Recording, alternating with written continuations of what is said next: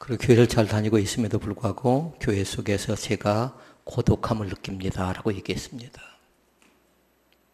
그러면서 얘기하기를 뭐라고 얘기하냐면요, 사람들이 나를 너무 몰라줍니다. 그러면서 그렇게 얘기합니다. 조금 섭섭하고 서운합니다라는 겁니다. 그래서 쭉 얘기를 들어보니까요, 그분은 그렇게 얘기를 합니다. 교회 청소를 하면 자기가 항상 앞장을 섰고, 교회 설거지라든가 봉사를 하면 항상 자기가 앞장을 섰는데, 언제부터인가 보니까 내가 내 모습이 보이지 않았다라는 겁니다. 그래서 외롭다, 그래서 괴롭다, 고독하다, 그래서 지금은 좀 서운합니다 라는 그런 얘기였습니다. 그래서 얘기를 나누는 과정 가운데 제가 발견한 것이 있었습니다. 그것은 뭐였냐면요, 그 속에 담겨져 있는 것이 이미 말씀을 통해서 우리가 봤습니다만 3가지가 담겨져 있었어요. 첫째는 무엇이 있었을까요? 욕심이 있었습니다. 욕심이 없는 사람이 있나요? 다 욕심이지요. 내가 저 일도 해야 되고 내가 저렇게도 해야 되고 내가 하면 잘할 것 같은데 라는 그 욕심이 있습니다. 근데 욕심은 뭐지요? 죄입니다. 죄. 왜냐하면 욕심이 잉태한 즉 죄를 낳고 죄가 장성한 즉 사망을 낳는다고 했어요. 욕심은 큰 욕심도 있고 작은 욕심도 있지만 크든 작든지 간에 그 욕심은 뭐다? 죄입니다. 그러니까 지금 이 시간도 마찬가지 욕심된 생각을 갖고 있다 그러면 내 마음속에 지금 뭐가 있다는 거예요? 죄가 잉태해서 꿈틀거려서 나중에 죄를 낳는다라는 겁니다. 또 한 가지가 있죠. 그건 뭐였어요? 뭐라고요? 크게 해보십시오. 우리 이미 말씀을 통해서 봤어요. 항상 교회는 어떤 일이든지 간에 예배도 마찬가지고 찬양도 기도도 봉사도 섬김도 하나님 중심입니다. 그런데 그 사람의 마음속에 뭐가 있어요? 자기 중심이 있어요. 자기 중심이. 또 한 가지의 문제가 있습니다. 그건 뭔가요? 내가 주인공이라는 겁니다. 그럼 우리는 내가 주인공이 아니라 누가 주인공이에요? 우리의 주인공은 다른 사람이 아니라 예수 그리스도가 주인공임을 믿습니다. 그러니까 그분을 우리가 무슨 일을 하든지 간에 그분을 높이면 돼요. 나는 하나의 그림자 또 나는 하나의 도구에 불과합니다. 그런데 욕심이라든가 또 중심성이라든가 사람들이 나를 몰라준다고 얘기할 때 그 속에는 반드시 뭐냐면요, 병 가운데 가장 안타까운 병인데 섭섭이 병 가운데 들어가면요 상당히 어렵답니다. 그러니까 지금 이 시간에 나를 한번 잘 들여다보라고요. 혹시라도 나도 이와 동일한 섭섭한 병 가운데 빠져 있는 건 아닌가. 가정 안에서도 마찬가지, 직장 안에서도 마찬가지, 교회 안에서도 마찬가지 서운하고 섭섭한 마음을 갖고 있는 건 아닌가를 잘 보라는 겁니다. 그래서 제가 그분을 진단해 보면요, 한마디로 진단하면 그렇게 얘기할 수 있을 것 같아요. 중증이에요. 상당히 중증이라고요. 그러면 지금까지 뭐냐면 잘못 믿었습니다 라는 겁니다. 그럼 이제는 어떻게 된다는 건가요? 이제는 그동안 잘못 믿었다면 우리는 조금 이따 목장 모임을 통해서 보게 됩니다만 한번 나를 평가해보고 나서 내가 잘못 믿었다 그러면 다시 계획을 세워야 되겠잖아요. 이제 바르게 믿는 것이 뭔가, 올바르게 믿는 것이 뭔가를 알아야 되고 계획을 세워야 될 줄로 믿습니다. 그렇지 못하면 어떻게 돼요? 계속 서운하고 계속 섭섭하고 계속 괴롭고 계속 고독하고 계속 다른 사람이 나를 알아주지 못한다고 나는 재능도 있고 나는 돈도 있고 나는 시간도 있고 여러 가지 많은 것을 할 수 있는 역량이 있는 사람인데 왜 사람들이 나를 알아주지 않는 것일까라는 그 아쉬운 마음을 갖는 겁니다. 그런데 교회는 혼자만에 하는 그 단독적인 경기가 아닙니다. 어제 저녁에 아마 많은 사람들이 좀 늦게 주무셨을 것 같아요. 박수 치는 소리가 여기저기 많이 들렸을 것 같아요. 그런데 여러분 뭐든가요? 꼭 그 친구, 이승우라는 친구가 잘해서 그럴까요? 황희찬의 친구가 잘해서 그럴까요? 손흥민이라는 친구가 잘해서 황희조라는 친구가 잘해서 그런가요? 그렇지 않습니다. 반드시 뭐였습니까? 팀웍이었습니다. 팀웍. 인터뷰한 기사를 보니까 다른 것 아니라 우리 공동체, 우리 팀들이 땀 흘린 수고와 노력에 비해서 하나님께서 이렇게 주셨다라는 겁니다. 내가 잘나서, 내가 잘해서가 아니라는 겁니다. 그러니까 교회는 우리는 그렇게 배웠어요. 교회는 성경적인 교회 공동체인데 공동체는 나은 사람이 잘난 척한다고 해서 나은 사람이 할 수 있다고 해서 혼자 잘하고 혼자 기분에 따라서 움직여지는 그런 것이 아니라 다른 사람을 배려하고 희생하고 헌신하면서 다른 사람을 높여가는 것이 교회인 줄로 믿습니다. 그러면 이 사람을 어떻게 해야 될까요? 이 서운한 병이 있고 섭섭한 병이 있는데 이 상실된 마음은 대체 어디서 올까요? 대체를 보면요. 이 사람이 이렇게 교회 가운데서 마음이 상했다. 그리고 마음의 문을 닫았다. 그건 뭐냐면요. 세 가지의 깊은 뜻이 담겨 있다고 생각하면 돼요. 첫째는 뭐냐면요. 그 사람이 마음을 닫는 이유가 있다고요. 상처 때문에 그렇습니다. 상처.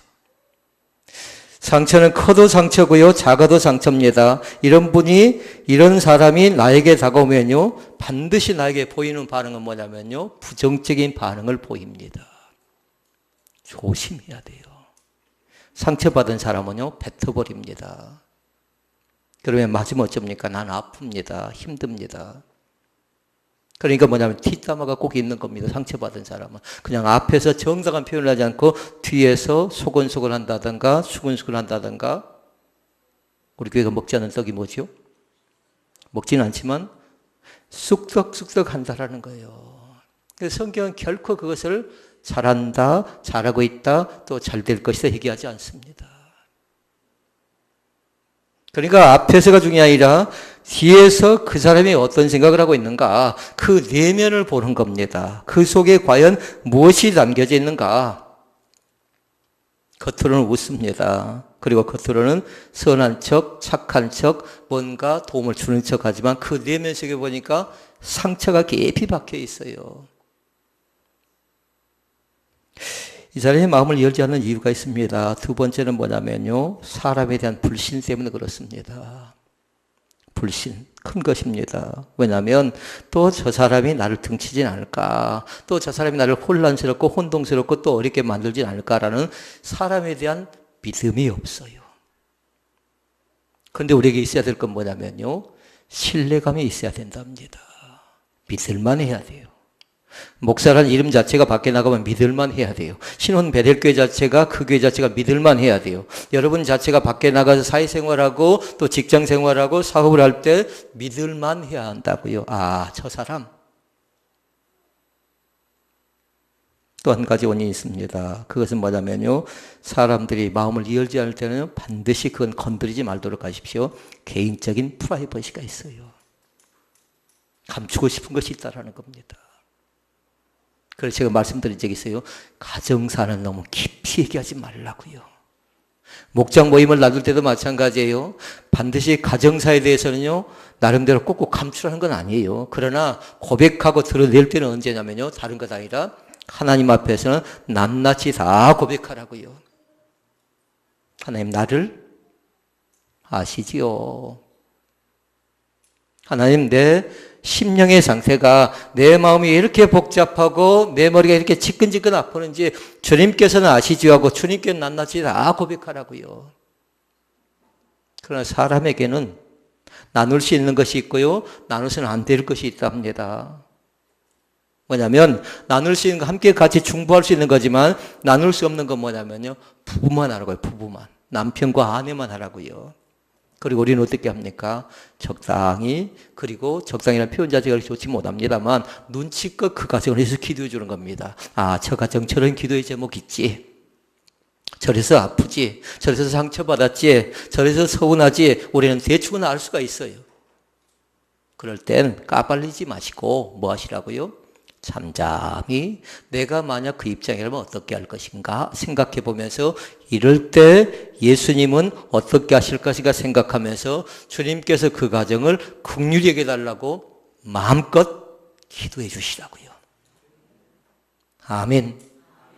그 과정에서 마음껏 기도해 주라고요. 왜냐하면 외로워져 버리죠. 소외되지요. 그리고 나름대로 고독해져 가버리죠. 서운하고 섭섭하지요. 그러면요, 심할 땐 불신합니다. 하나님을 떠나버릴 가능성이 있습니다. 누구로 인해서요? 궁극적인 자기 자신으로 인해서 그래요. 욕심 때문에 그런다고요. 그러나 우리에게도 책임이 없는 것이 아니에요. 왜냐하면 잠잠히 위에서 기도해 줘야 되는데 기도하지 못하고 오히려 저 사람 저럴 것이다 라고 완전히 매장시켜버릴 그런 때도 있었거든요. 그렇게 인생을 살아가면서 우리에게는 중요한 선택과 만남이 있습니다. 오늘 말씀의 제목이 뭔가요? 좋은 만남을 위하여? 뭔가 끝이 맺어지지 않았잖아요. 그러니까 적어놔야 돼요. 준비하며 삽시다.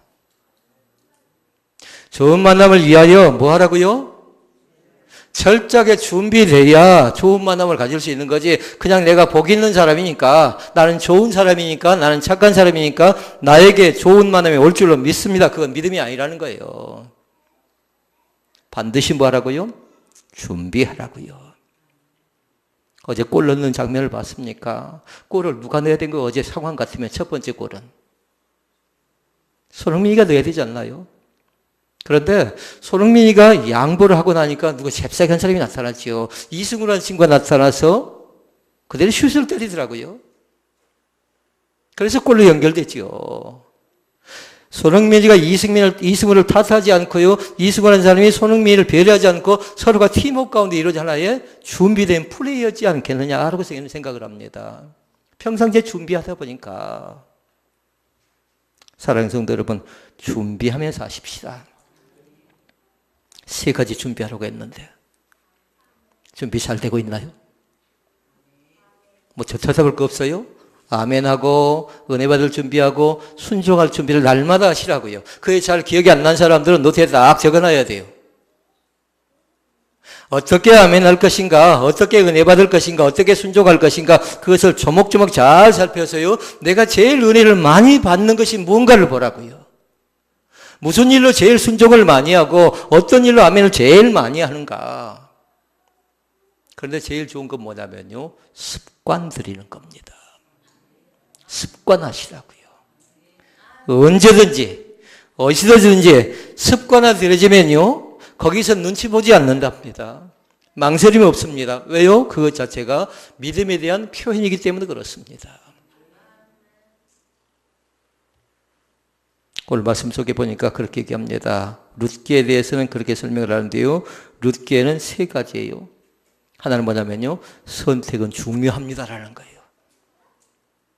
이거 첫 번째 것이에요. 선택은 중요해요. 근데 그 선택은 내가 하지만 책임은 누가 져야 될까요?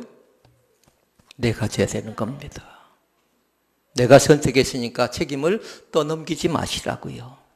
창세기 말씀대로 하면, 아담과 하와의 말씀대로 하면 다른 것에 대한 책임을 전가시키지 마시라고요. 선택했으면 내가 지는 겁니다. 썰렁? 하면 안 돼요.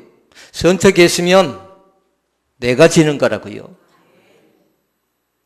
망설입니다. 고민합니다. 이럴까 저럴까 망설이고 고민하다가 결정 내려지고 선택되어졌으면 그것에 대해서 뒤돌아보지 않는 겁니다.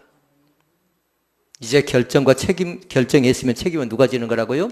내가 지는 거라고요. 근데 룻기 말씀은 짧은 말씀이지만 선택은 중요하다라는 거예요. 그 2번째가 있어요. 2번째는 뭐냐면요, 하나님의 섭리를 말해주고 있습니다. 하나님이 어떻게 개입하시고 어떻게 간섭하시고 어떻게 함께 하신 걸 잘 보라고요. 처음에 등장한 사람은 나오미입니다. 나오미의 2 자녀가 있습니다. 그런데 먼저 죽습니다. 그리고 며느리가 남습니다. 그리고 나서 보아스를 만나는 장면이 극적인 장면인데, 이것이 뭐냐면요, 기독교 용어로 하나님의 섭리입니다. 지금까지 살아온 것이, 이곳에 앉아서 예배드리는 것이, 또 저 사람을 만나서 남편이라고 아내라고 또 우리의 가정이라고 생각한 것 자체가 내가 계획하고 내가 저런 집에 살아야지, 저런 남편과 살아야지라고 계획하지 않았다라는 거예요. 뭐 했다라는 겁니까? 하나님의 섭리였음을 믿습니다. 하나님의 섭리라고요.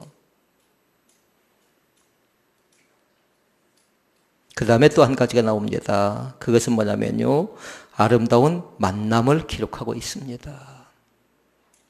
전혀 가능성이 없습니다. 보아스와 룻과는 하늘과 땅 차이예요. 룻은 어떤 사람이면 나그네예요. 나그네예요. 그러니까 나그네는 그때 당시 뭐 하냐면 이삭이 떨어지죠. 그러면 주인이 밭에 가서 이삭을 다 하고 나서 떨어진 이삭을 주워 먹는 나그네라고요. 한마디로는 객이라고요, 객. 근데 성경이 보니까 객은 어떻게 표현하냐면요, 구제의 대상이니까 보아스는 주인이고요, 룻은 한마디로 얘기하면 완전히 다른 사람의 도움을 받아야 될 하나의 극빈자로 얘기할 수가 있겠습니다. 그런데 이렇게 해서 러브스토리가 이어집니다. 사랑의 이야기가 이어진다고요.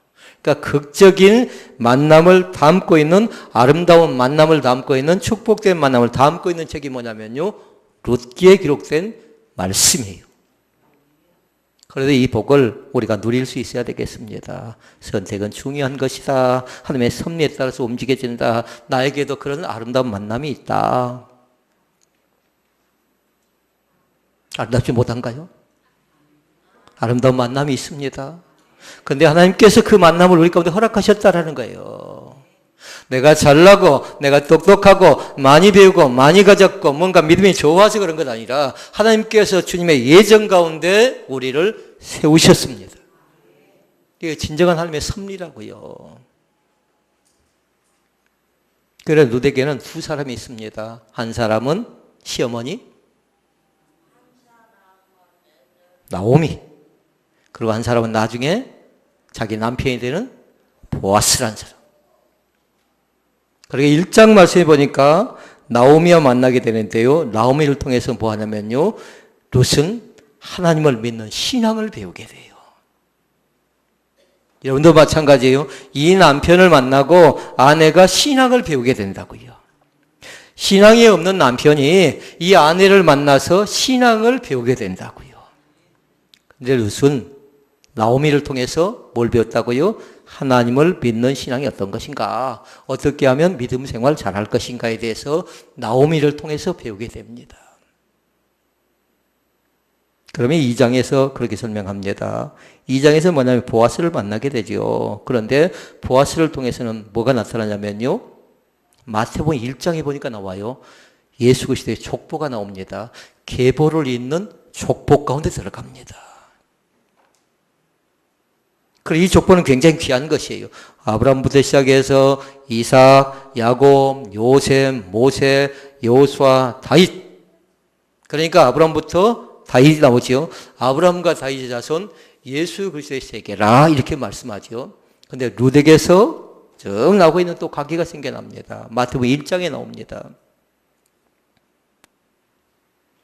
그 사실을 믿을 수 있기를 바랍니다. 그러니까 시어머니를 통해서는 신앙이 어떤 것인가를 배우게 되고, 그리고 보아스를 통해서는 가문의 축복, 가문의 영광이 나타나는 기적을 체험한 사람이 누구냐면요, 누구? 룻이라고요. 믿습니까? 그 사실을 꼭 기억할 수 있기를 바랍니다. 그 은혜를 꼭 만날 수 있기를 바랍니다. 어떤 분이 그렇게 얘기했습니다. 세상 가운데 방황하고 번민하고 근심하는 사람은 누구를 만나면 된대요? 딱 적어놓으시라고요. 인생의 방황은 예수 그리스도를 만나면 그친답니다. 세상이 방황스럽습니다. 또 그것 때문에 밤잠을 자지 못합니다. 또 하나님을 알지 못한 사람은 어떻게 한가요? 술이 아니면 잠을 잘 수가 없어요. 외로워서 괴로워서 힘들어서 그렇습니다. 습관되어져 버린 거죠. 그런데 그런 인생의 방황은 다른 것 아니라 누굴 만나라고요? 예수 그리스도를 만나야 그 방황이 끝난답니다. 성도들의 방황은 어쩔까요? 신앙의 방황은 다른 것 아니라 이렇게 믿을까 저렇게 믿을까, 이 교회를 다닐까 저 교회를 다닐까, 이 목자를 만날까 저 목자를 만날까, 신앙의 방황은 뭘로 결정이 될까요? 적어놓으셔야 돼요. 이제 다음에 또 물어봅니다. 인생의 방황은 예수 그리스도를 만나면 끝나지만, 그러나 신앙의 방황은 뭘로 결정이 되자면요, 좋은 교회를 만나면 신앙의 방황은 끝난답니다. 그러니까 이 세상에는 좋은 교회도 있고 나쁜 교회도 있다라는 겁니다. 그걸 우리는 쉽게 평가해서는 안 돼요. 이 교회는 좋은 교회다. 이 교회는 나쁜 교회다. 사람이 많으니까 좋은 교회, 사람이 적으니까 나쁜 교회. 그렇게 치부할 수가 없어요. 교회란 뭐냐면요. 교회답지 못하면 그렇게 썩 칭찬하기 어렵답니다. 교회답지 못하면. 이게 교회다운 건 뭘로 결정될까요? 5가지로 결정돼요. 예배를 통해서 결정되고, 두 번째, 교육 훈련을 통해서 결정되고, 선교를 통해서 결정되고, 봉사를 통해서 결정되고, 교제를 통해서 결정이 되어지는 겁니다. 이 5가지 기능을 교회가 하지 못하지요. 물론 못할 수도 있습니다. 그런데 뭐냐면요, 그 사명감을 잃어버리고 살아가면 그렇게 썩 좋은 교회라고 얘기할 수가 없습니다. 그리고 예배 전에 뭐 한다고 했어요? 예배 전에는 철저하게 준비하는 겁니다. 은혜 받을 준비하는 겁니다. 예배 후엔 뭐 안 가요? 식사 공동체 있잖아요. 이제는 교제 나누는 건데요. 그 다음부터는 다른 것 아니라 삶을 어떻게 살아갈 것인가 소그룹의 목표를 두는 겁니다. 예배 전에는 철저하게 예배를 준비하고 예배 후에는 다른 것 아니라 성도의 교제를 통한 소그룹이라고요. 오늘 말씀이 귀에 열려줄 수 있기를 바랍니다. 보아스의 특징은 2가지가 있어요. 귀가 쏠깃해야 돼요. 보아스는 부자였답니다. 귀가 쏠깃하라고 했는데 안 들어온가요? 부자 되기 싫은가요? 보아스는 부자였습니다. 아멘. 보아스는 부자였습니다. 그리고 보아스는 또 한 가지가 있는데요. 부자이면서 존경받는 사람이었습니다. 그 2가지만 잘 기억하면 돼요. 그것이 결론적인 말씀이에요. 그러니까 잘 기억하라고요. 보아스가 대체 어떤 사람인가? 성경에는 얘기합니다. 유력한 자래요. 기업을 물을 자라고 얘기합니다. 힘이 있는 자라고 얘기합니다. 권세 있는 자라고 얘기합니다. 많은 능력이 있는 사람을 얘기합니다. 그러나 한마디로 요약하면 보아스는 어떤 사람? 부자였다. 그리고 또 하나 부자이면서 어떤 사람? 존경받는 사람이라는 겁니다. 그러니까 성경에서 말하는 부자와 세상이 말하는 부자가 달라요. 세상이 말하는 부자는 뭐냐면 땅땅거려야 돼요. 아파트 평수를 따져야 돼요. 차가 어떤 차인가 봐야 돼요. 그런데 그것을 부자라고 표현하지 않고 기독교에서 말하는, 성경에서 말하는 부자는 뭐냐면 가진 자를 얘기해요. 근데 그것이 끝이 아니라는 거예요. 성경에서 말하는 부자는 가진 자가 끝이 아니라 가진 것을 어떻게 나눌 줄 알고 사용할 줄 아는가, 그것을 가리켜서 부자라고 얘기한대요. 보아스가 룻을 만납니다. 처음부터 사랑스러웠을까요? 그렇지 않습니다. 불쌍히 여깁니다. 그러니까 종들을 시키죠. 이삭을 다 주지 말아라. 이삭을. 왜요? 나그네가 지나가고 손님이 지나갈 때 틀림없이 나오미와 룻이 지나가게 된다는 정보를 알았거든요. 그러니까 다 죽지 못하도록 하고 나그네들이 더 죽도록 만들어주는 역할을 보아스가 합니다. 자, 그러면 첫째 말씀. 보아스가 대체 어떤 사람이라고요? 부자였습니다. 그 첫째 말씀이에요. 그 부자를 잘 보라는 겁니다. 성경에 말하는 부자가 나와요. 성경에서 보니까요, 보아스가 어떤 부자인가 보니까요, 밭이 많아요.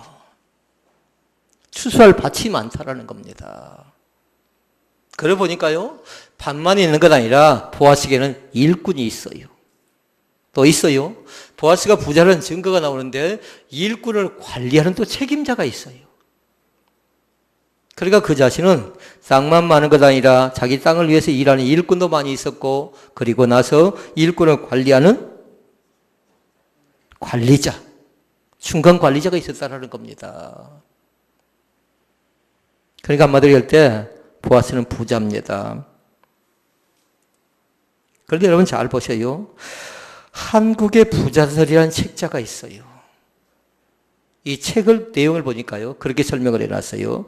우리나라 사람들 가운데 부자를 쭉 설명을 해놨는데요, 10억부터 시작해서 1100억까지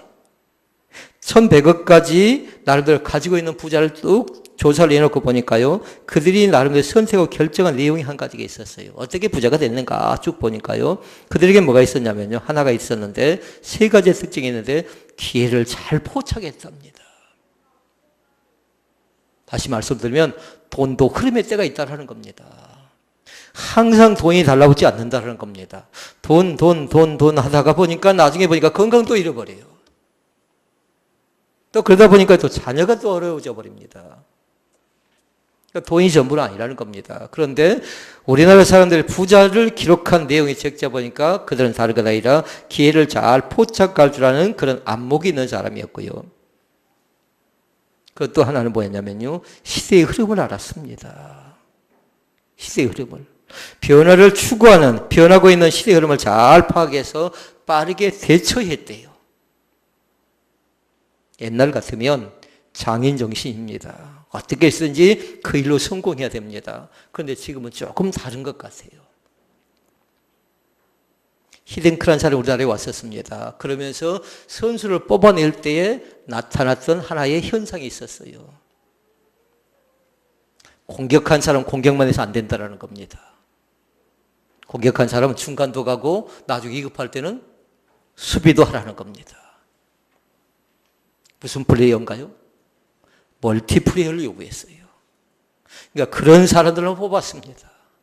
그런 사람들만. 그러니까 뽑을 때 어떻게 했나요? 저 사람은 공격도 잘 못하는데, 그런데 보니까요, 이영표라든가 박지성이라든가 이런 친구들이 멀티플레이어예요.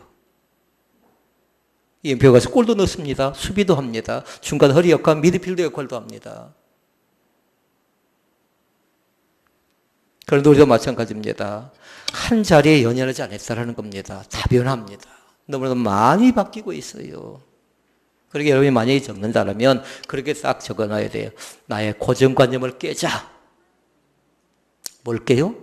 내가 가지고 있는 그동안의 고정관념이 있어요. 이건 이래야 된다. 어떤 에 따라 이것은 내가 지켜야 된다라는 그 신념이죠. 그 신념 자체가 성경적이지 못하면요, 고정관념이라고 얘기할 수 있는데 그건 철저하게 파쇄시키도록 하세요. 고정관념이 지나치면 지날수록 뭐냐면요, 머리가 많이 아픕니다. 신경 쓰니까. 왜 잠을 자지 못한가요? 왜 머리가 아픈가요? 나름대로 원인이 있겠잖아요. 하루 동안에 신경 써야 될 일이 너무 많잖아요. 그러다 보니까 밤잠을 제대로 못 자는 겁니다. 우리나라가 아스피린 많이 먹는다고 하죠. 왜 그럴까요? 머리가 아파서 그런 겁니다. 여러분, 최대한 신경 쓸 일을 너무나도 많이 신경 쓰지 않고요, 내가 이것 할 것인가 안 할 것인가 잘 분별할 수 있기를 바랍니다. 뭐 사돈네 발전까지 염려할 것 없어요. 그 집 잘 살고 있어요. 잘 살면 축복해주면 돼요. 안 되면 기도해주면 되는 것이고요. 그런데 너무 당겨서 염려하는 그런 사람들도 있다라는 거예요. 또 부자가 보니까요, 뭐 했냐면요, 근면성실합니다. 악착같이 모으는 재미로 삽니다. 그런데 여러분 한번 잘 기억해 보셔요. 이 사람들이 부자라고 하지요. 이 사람은 기회를 잘 포착했다. 그리고 시대의 흐름을 잘 알았다. 그리고 근면성실했다. 이것만 가지고 되겠냐라는 거예요. 우리 기독교 시각에서요. 기독교 시각에서는 반드시 뭐라고 했어요? 그 사람이 어떻게 나눴는가, 어떻게 약한 자를 살폈는가, 어떻게 긍휼의 마음을 품고서 그들을 섬겼는가, 그 부분이 들어가야 되지 않겠나요? 세 가지하고 끝나면 안 된다는 거예요. 세 가지하고. 그러니까 말씀드렸지요. 세상이 말하는 부자는 다른 것 아니라 돈을 많이 가진 사람을 부자로 가지만, 우리 기독교가 말하는 부자는 다른 사람이 아니라 다른 사람을 위해서 나눌 줄 아는 그 삶을 살아가는 사람이 부자랍니다. 그러니까 믿는 사람들 가운데, 오늘 이 자리 예배 가운데 참여한 사람 가운데 진정으로 부자가 되기를 원한다라면, 저는 부자가 됐으면 좋겠어요. 여러분들이 잘 되어졌으면 좋겠다고요. 땀 흘린 만큼, 수고한 만큼, 노력한 만큼, 예쓴 만큼 잘 되어졌으면 좋겠어요. 그러나 일정액을 나누려는 그 마음을 꼭 가질 수 있기를 주의 이름으로 축복을 드립니다. 보아스가 이렇게 부자로서 살아가면서요, 나름대로 그 자신이 어떻게 지켜나가고 있나 잘 보십시다. 보아스는요, 네 가지로 잘 지켜나갑니다. 첫째는 뭐냐면요, 보아스가 재산을 잘 지켜나가고 가정을 잘 지켜나가고 자기 마음 관리를 잘했던 원인이 네 가지가 있어요. 첫째는 뭐냐면요, 자기 일터를 날마다 잘 살피고 잘 관리합니다. 영업한다면요, 주변을 먼저 청소하더라고요. 안에 청소가 먼저 아니라는 겁니다. 밖에 청소를 먼저 하더라고요. 원룸 사장님을 만났습니다. 그런데 그분이 그렇게 얘기합니다. 쓰레기를 함부로 버린답니다. 그런데 그분이 일어나면 제일 먼저 하는 일이 뭐냐면 자기 계단 청소가 아니래요. 밤새 사람들이 왔다 갔다 하면서 여기저기 흘렸던 쓰레기의 흔적들이죠. 그것을 먼저 치운대요. 그런데 보아스는 뭐하냐면요, 자기 밭을, 자기 땅을 그냥 놔두지 않고 꼼꼼하고 세밀하게 잘 살펴나갑니다. 나는 주인이니까 그러지 않았다라는 겁니다. 보아스가 베들레헴에 갑니다. 그리고 추수하고 있는 밭에 가서 추수하고 있는 일이 어떻게 이루어지는지 날마다 점검해요. 저는 어쩔까요? 저도 마찬가지입니다. 성도들이 청소 다 하고 가죠. 또 다시 점검해. 예배를 드리기 괜찮은가? 제가 뭔가 흠집 내려고 그럴까요? 결단 그렇지 않고요. 늘 점검해 보라고요. 무엇이 어디서 어떻게 잘못되어졌는가 점검하고요. 그렇게 해서 예배를 드리기에 합당한 마음, 합당한 자세, 합당한 위치 가운데 놓여져야 될 줄로 믿습니다. 밭도 마찬가지입니다. 늘 점검하는 겁니다. 그런데 부자가 될 때 그 자신이 그 사실을 잃어보지 않았습니다. 자기 일터를 늘 살피고 늘 관리하면서 점검했다라는 것. 목자는 어쩔까요? 우리 목자들도 잘 보세요. 그래서 제가 목자들에게 그렇게 얘기한 적이 있어요. 내 양떼의 형편을 부지런히 살피며 내 소떼에 마음을 두라라는 말씀을 같이 나눈 적이 있습니다. 잠언 27장 23절 말씀. 만약에 잃어버렸다면 집에 가서 찾아 적어놔야 돼요. 내 양떼의 형편을 부지런히 살펴라. 내 소떼에 마음을 두라. 무엇에 지금 마음을 쏟지 못하고 있는가? 무엇에 마음을 쏟고 있는가 잘 보라는 겁니다. 두 번째는 뭐 하냐면요, 종들이 있다고 했죠. 또 중간 책임자가 있다고 했죠. 보고를 철저하게 받습니다.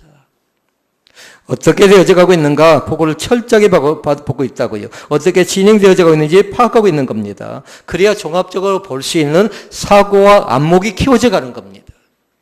교회 제가 요구할 때가 있죠. 보고를 하십시오.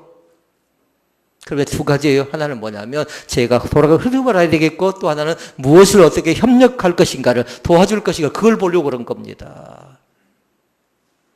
이런 보고 체계가 서로 소원해서는 안 되는 겁니다. 가정에서도 마찬가지예요. 자녀들이 뭔가 계획을 할 때 어떻게 합니까? 엄마 아빠에게 보고를 합니다. 그럼 엄마 아빠는 보고를 받는 사람인가? 그렇지 않아요. 그건 뭐냐면 자녀가 보고를 해줄 때는 엄마 이거 중요한 문제야. 아빠 이거 너무나 소중한 문제야. 그럴 때 뭐 하라는 겁니까? 예간장을 같이 사주라는 겁니다. 기도를 같이 해주라는 겁니다. 그런 긴장감과 긴박함이 없이는 결단코 모든 일들이 그냥 순수하게 되어지지는 않습니다. 예간장이 사는 겁니다. 시편 42편 말씀 보니까 그것 때문에 갈망합니다. 하나님 주시야만 됩니다. 하나님 함께 하셔야만 됩니다. 나는 목이 말라서 갈증이 나서 나는 쓰러질 것 같고 나는 도무지 견딜 수가 없습니다. 이 문제를 어떻게 하면 좋겠습니까? 하고 그 자신이 나가지요. 어느 때까지 그래야 됩니까? 그러니까 주님께 주신 말씀은 뭐냐면 시편 40편 5절 말씀에 그렇게 얘기하죠. 내 영혼아 어찌하여 낭망하며 어찌하여 갈망하느냐. 너는 하나님의 도우심을 바라라고 말씀합니다. 그 얼굴의 도우심을 인하여 오히려 찬송하래요. 그것이 힘이 있고 그것이 능력 있고 그것이 피할 길이기 때문에 그렇습니다. 잘 점검하고 살폈던 것처럼, 그 다음에 보고했던 것처럼 세 번째 하는 일이 있었습니다. 세 번째는 뭐냐면요, 자기 일터에서 일어나는 일에 대해서 날마다 관심을 갖습니다. 두 종류 사람을 기억해야 돼요. 일하는 일꾼이 있었고 그 다음에 중간에 관리자가 있었다고 했죠. 일꾼이 밥이나 먹고 사는가, 목이 마른데 물이나 먹고 지내는가, 그들의 경제적인 형편이라든가 그들의 가정까지도 다 살펴보는 겁니다. 왜요? 자기 식솔이니까 그런 거지요. 나는 배가 부르는데 내 일꾼은 병들어 간다, 내 일꾼은 경제력이 약해져 간다, 안 돼 간다, 못 된다, 이러면 뭐냐면요, 착취인 겁니다. 그건 합당치 않는 거죠. 그런데 세심하게 보살핍니다. 일꾼을 살펴나가고 중간관리자들이 어떻게 되어가는 걸 살펴나가고요. 그리고 마지막 네 번째는 뭐냐면요. 그 자신이 그 일이 이루어질 수 있도록 최선을 다합니다. 최선을 다한다고요. 오늘 말씀을 정리합니다. 보아스는 어떤 사람이라고요? 부자였습니다. 보아스는 어떤 사람이라고요? 부자이면서 존경받는 사람이었습니다. 여러분 이름을 딱 적어놓고요. 난 어떤 사람? 부자 되기를 원합니다. 그리고 난 어떤 사람? 부자이면서 다른 사람들에게 존경받는 믿음의 사람이 되어지기를 원합니다라는 그 고백을 할 수 있기를 주의 이름으로 축원을 드립니다. 기도하시겠습니다. 아버지, 이 시간에 내 형편